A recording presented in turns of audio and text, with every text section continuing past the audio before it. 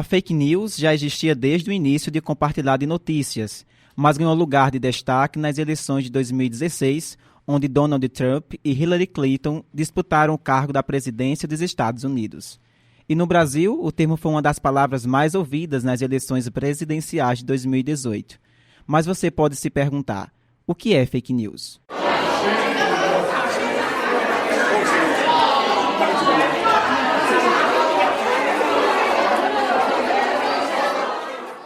Fake news nada mais é do que a distribuição de notícias falsas, divulgadas principalmente nas redes sociais. Esse tipo de texto, em sua maior parte, é feito e divulgado com o objetivo de legitimar um ponto de vista ou prejudicar uma pessoa ou grupo, geralmente figuras públicas. As fake news têm um grande poder viral, isto é, espalham-se rapidamente. As informações falsas apelam para o emocional do leitor ou espectador, fazendo com que as pessoas consumam o material noticioso sem confirmar se é verdade seu conteúdo.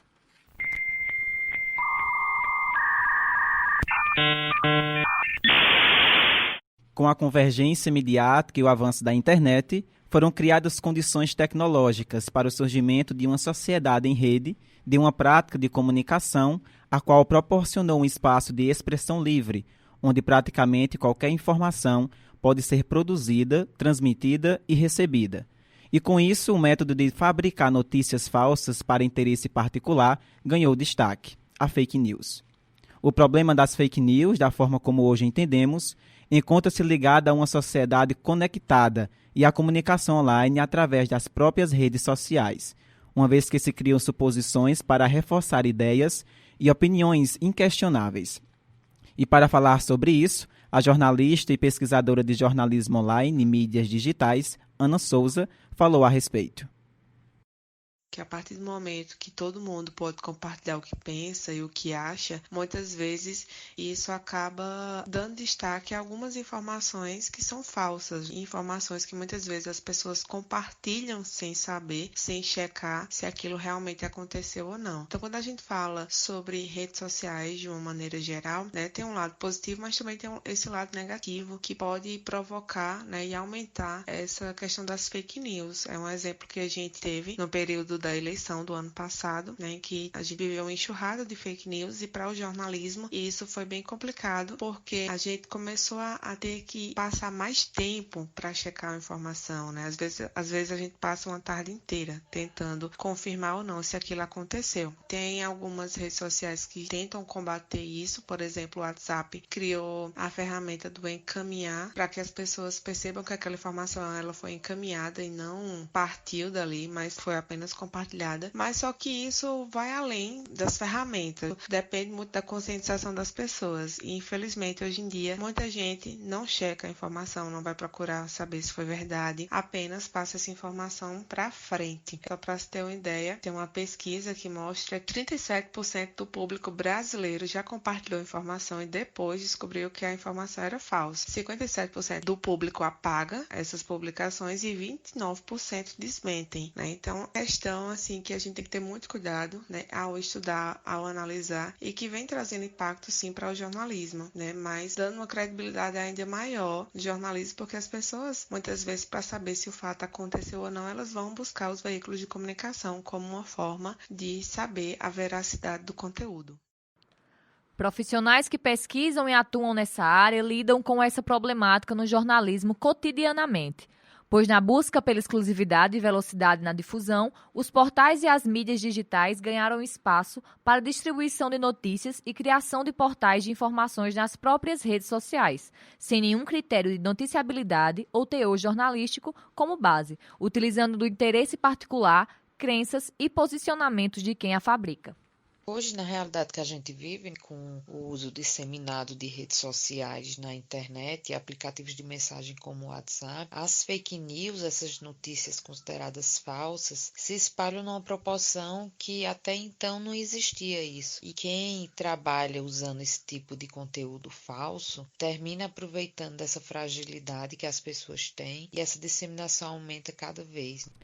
Reforçar a confiança nas instituições de credibilidade e agências de checagem, de modo a combater a proliferação de falsos jornalistas e suas não-verdades.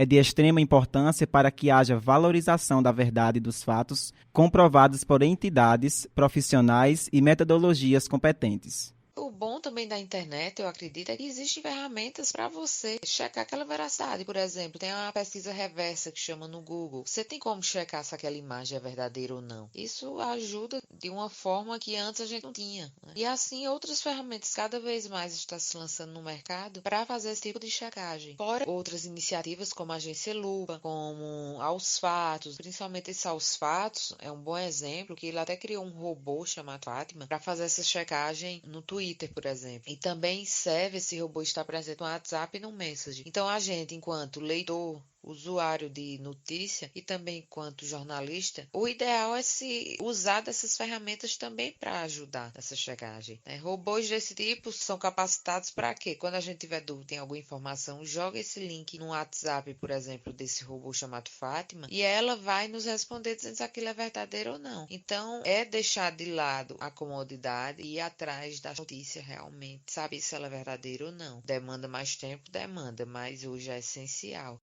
Hoje em dia, várias instituições jornalísticas fabricam as denominadas clickbaits, cruzando o fator economia com a atenção online. Ou seja, alguns portais usam uma linguagem e conteúdos sensacionalistas e excitantes, que em muitos casos não condizem com o conteúdo da matéria, gerando assim de forma deliberada mais cliques pelos utilizadores.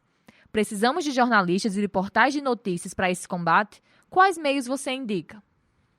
Uma forma de tentar combater essas informações falsas nas redes sociais é ter sempre em mente que o usuário ele tem que investigar sempre a fonte, né, que está divulgando aquela informação, desconfiar de títulos absurdos ou bizarros, pesquisar o assunto em outros veículos de comunicação, prestar atenção principalmente na data da publicação, né, também na escrita, porque muitas das informações falsas elas têm erros gramaticais, principalmente se incentiva compartilhamento, porque a informação falsa ela vem com esse incentivo, né, de você passar para frente a informação. As mídias digitais ganharam espaço com a convergência midiática e com a convergência da informação, tendo espaço para a distribuição de notícias e criação de portais de informações nas próprias redes sociais, sem nenhum critério de noticiabilidade ou teor jornalístico como base, utilizando do interesse particular, crenças e posicionamentos de quem a fabrica.